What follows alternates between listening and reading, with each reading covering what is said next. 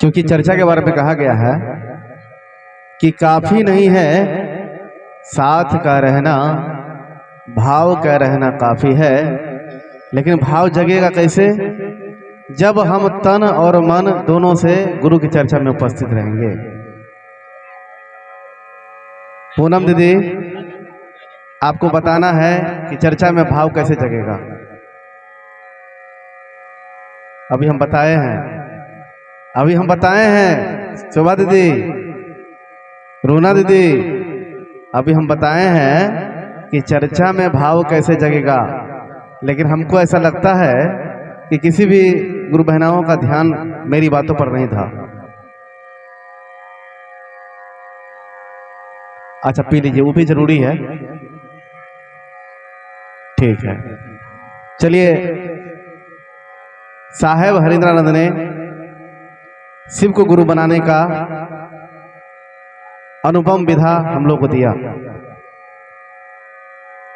अनुपम का अर्थ होता है बहुत अच्छा। उतना जोर से नहीं कीजिए, हो गया।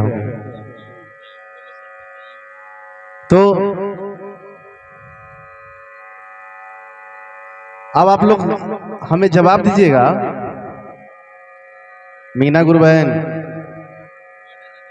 राधा गुरु बहन, आप लोग ईमानदारी से जवाब दीजिए कि 3 सूत्र जो साहेब ने दिया था उसमें से सबसे जरूरी सूत्र क्या है?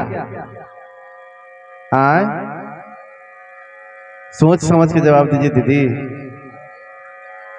3 सूत्र जो साहेब ने दिया उसमें सबसे ज्यादा जरूरी सूत्र कौन सा हम लोग को करना चाहिए?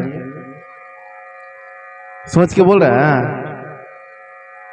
चलिए, सुजीता दीदी का जवाब बड़ा ही सुंदर जवाब आया, और प्रमोद भैया का भी कि दूसरा सूत्र, और सुजीता दीदी बोली कि चर्चा। तो यहां पर चर्चा करने की बात नहीं होती है। चर्चा का अर्थ होता है कि साहब ने कहा था कि तुम जो करते हो वह दूसरे को बताओ। क्या चर्चा का यहां पर उद्देश्य ये होता है? देखिए, अभी जो हम लोग कर रहे हैं ये हो गया कार्यक्रम, आध्यात्मिक शिव गुरु कार्यक्रम ही हो गया ये, जहां पर साउंड लगा हुआ है, साज बाज लगे हुए हैं, माइक लगा हुआ है। तो ये हो गया आध्यात्मिक शिव गुरु कार्यक्रम।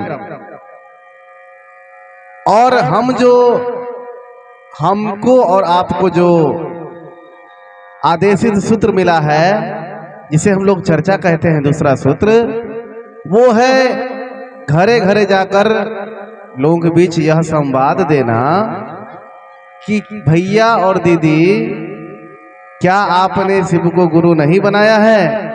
तो आप भी शिव को गुरु बना लीजिए।